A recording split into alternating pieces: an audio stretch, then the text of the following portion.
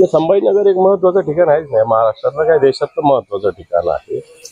या महाराष्ट्राच्या मध्यभागी असलेलं शहर आहे, तेव्हा निश्चित इथून अनेक राजकीय हालचाली होत असतात. स्वागत आहे सगळ्याच नेत्यांचं या संभाजीनगरात स्वागत आहे. मात्र मराठवाड्यामध्ये जे कोणते राजकीय नेते येत आहेत, काही नेत्यांच्या गाड्यांवर सुपाऱ्या फेकल्या जात आहेत, तर काहींना मराठा आंदोलक विरोध करतात, तर दुसरीकडे शिवसैनिकांनी सुद्धा विरोध केला राज ठाकरेंना.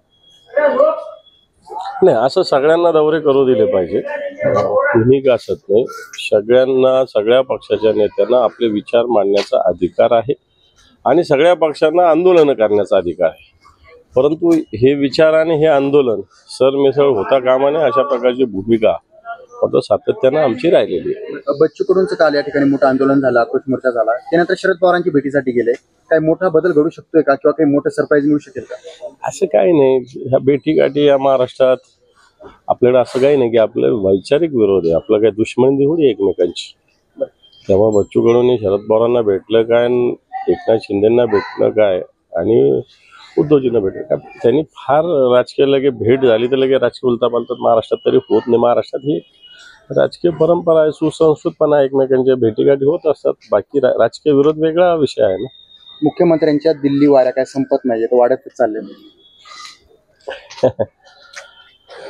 मुख्यमंत्री थोडी दिल्ली शिवाय त्यांचं पान हलणार आहे, त्यांनी इथल्या कोणत्या नेतृत्वाला ते मानत नाही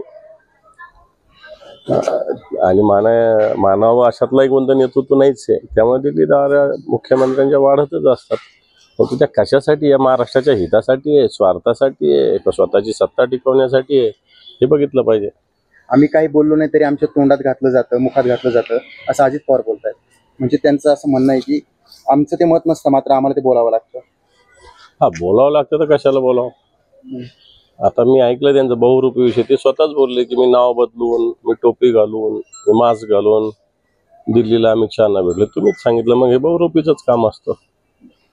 अजित पवारांची गुलाबी यात्रा आता निघालेली आहे, विविध ठिकाणी ती भेटी देते.